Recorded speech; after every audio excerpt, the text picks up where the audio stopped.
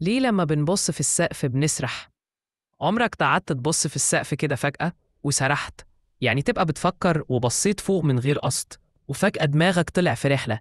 اللي بيحصل هنا مش صدفة.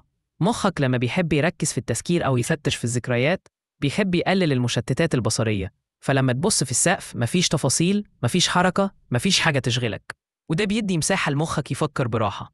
كأنك بتقول لعقلك خد راحتك، أنا مش هشتتك بحاجة حواليا.